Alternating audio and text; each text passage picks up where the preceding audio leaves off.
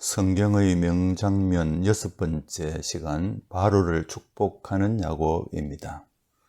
애굽의 총리가 된 요셉이 아버지 야곱을 인도하여 바로 앞에 서게 하였습니다. 그러자 야곱이 바로를 축복합니다. 바로가 야곱에게 묻습니다. 당신의 나이가 얼마요?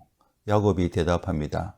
내 나그네 길의 세월이 130년입니다. 내 나이가 얼마 못 되니 우리 조상의 나그네 길의 연조에 미치지 못하나 험악한 세월을 보내었나이다. 그리고 야곱은 다시 바로에게 축복하고 그 앞에서 나옵니다.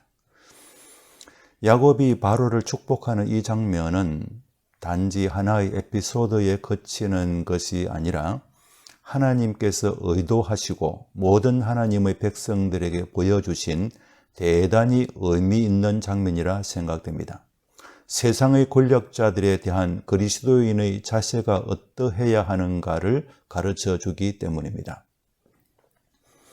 바로는 세상의 제왕입니다. 당시 세계에서 제일 강력한 황제입니다. 그는 세상의 주권자로서 절대 권력을 가지고 모든 사람을 다스렸습니다. 그는 신격화되어 신의 화신으로 군림했습니다. 그러나 그는 어디까지나 세상에 속한 자였습니다.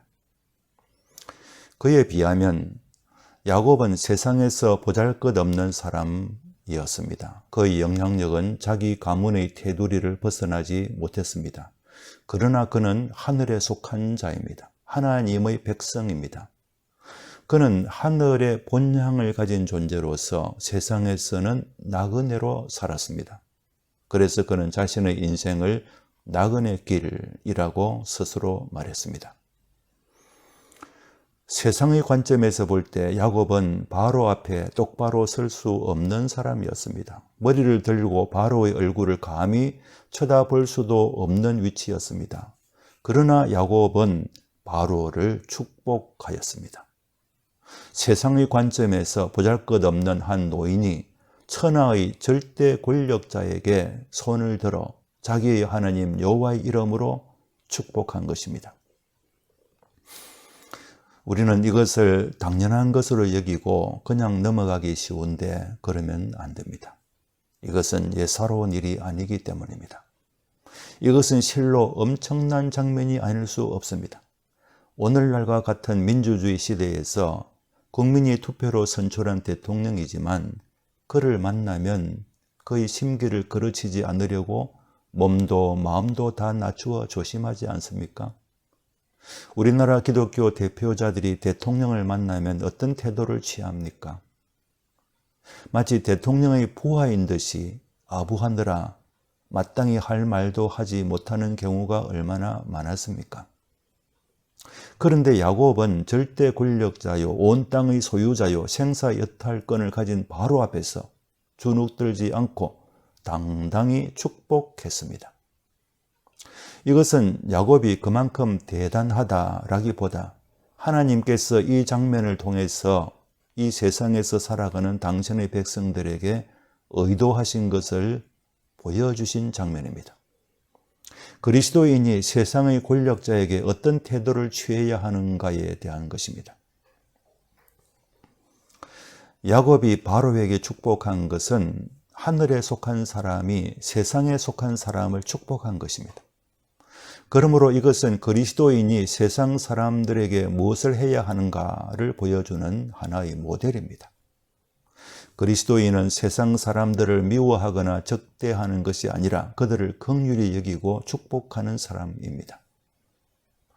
그들이 세상에서는 우리보다 더 잘 나가더라도 우리는 그 잘난 사람들에게 축복하면서 사는 것입니다. 축복하는 사람이 이깁니다. 상대방이 아무리 잘 나가는 사람이라도 우리가 그를 축복하는 순간 우리는 그 사람보다 더 우월한 위치에 서게 됩니다. 남을 이기는 아주 간단한 방법이 바로 이것입니다. 그를 축복하는 것입니다. 그를 축복하는 순간 갑자기 우리는 그보다 더 우월한 위치에 서게 되기 때문입니다. 이런 면에서 진정한 그리스도인, 남을 축복하는 그리스도인은 세상이 감당할 수 없는 위대한 사람이 되는 것입니다. 의리의리한 권세를 가진 바로와 가난으로 초췌해진 야곱이 마주하고 있는 그 모습을 우리가 객관적으로 바라본다면 야곱이 얼마나 초라한 인물이겠습니까? 야곱이 만약 보통 사람이었다면 그때 얼마나 주눅이 들었겠습니까? 그러나 야곱의 정신세계는 그것을 초월해 있었습니다. 야곱의 정신세계는 하나님이 다스리시는 세계입니다. 야곱은 하나님을 알고 하나님 앞에서 살고 있었습니다. 그래서 야곱에게는 바로조차도 하나님의 은혜가 필요한 존재였을 뿐입니다. 바로가 비록 절대 권력자의 자리에서 세상을 호령하고 있지만 하나님의 관점에서 볼 때 그는 불쌍한 죄인입니다. 그래서 야곱은 거룩하시고 전능하신 여호와의 이름으로 바로에게 복을 빌어준 것입니다. 한편 이것이 바로에게는 얼마나 황당한 장면이었을까 생각해 봅니다. 그는 야곱에게 시혜자, 곧 은혜를 베풀어 주는 자가 되려 하였습니다. 요셉의 아버지인 야곱에게 은혜를 베풀고자 했습니다. 그래서 그의 나이를 물었을 것입니다. 늙은 야곱에게 자기의 권능으로 자비를 베풀어 주려 한 것입니다. 그런데 그 야곱이 도리어 자기를 축복한 것입니다.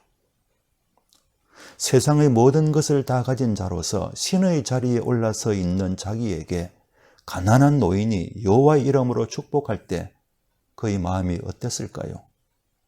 상대방의 선한 의도는 알겠지만 바로로서는 심히 자존심 상하는 일이었습니다. 모욕감을 느끼고 분노하는 것이 마땅했습니다. 만일 야곱이 아니라 다른 사람이 그렇게 했다면 당장 목숨을 잃었을지 모릅니다. 그런데 그는 이상하게도 가만히 있었습니다. 총리인 요셉 때문이기도 했겠지만 그보다는 가난한 노인 야곱에게서 무언가 알 수 없는 영적 권위를 느꼈기 때문이라 생각합니다. 바로에게 야곱은 신비스러운 인물이었습니다. 130년의 험악한 세월을 살아온 노인이 바로를 만나자마자 그에게 축복했습니다. 바로와 대화를 마치면서 다시 축복하고 나갔습니다. 그 축복을 바로는 거부하지 않고 그대로 받아들였습니다. 야곱으로부터 여호와 이름으로 축복을 받고 있을 때 바로는 어떤 존재가 됩니까? 그는 더 이상 신이 아니게 되었습니다. 오히려 참 신으로부터 긍휼을 얻어야 할 존재가 되었습니다. 바로는 그것을 감수했습니다. 바로가 그렇게 한 것은 무언가 알 수 없는 영적 권위에 휩싸이게 되었기 때문이라 저는 생각합니다. 바로와 야곱이 대면하고 있는 이 놀라운 장면은 국가 또는 정부와 교회의 바람직한 관계를 보여줍니다. 바로가 국가를 대변한다면 야곱은 교회를 대변합니다. 바로는 권력을 가지고 있습니다. 그러나 하나님을 알지 못합니다. 반면 야곱은 권력은 없지만 하나님을 알고 있습니다. 바로는 권력을 가지고 야곱의 생존을 보장하고 도와줄 수 있습니다. 그러나 바로는 무엇이 올바른 인생 길인지는 알지 못합니다. 야곱은 그 올바른 인생 길을 알고 있습니다. 그러므로 바로에게 그 길을 가르쳐 줄 수 있습니다. 바로와 야곱은 이렇게 서로 상대를 도와주며 상생할 수 있습니다. 이것을 위하여 하나님은 국가 또는 정부를 세워주신 것입니다. 오늘날 교회가 국가에 대하여 어떤 태도를 취해야 하는가에 대하여 많은 이야기를 하고 있습니다. 야곱이 바로를 축복하는 이 명장면이 그 문제에 대한 하나의 명확한 대답을 보여주고 있다라고 저는 생각합니다.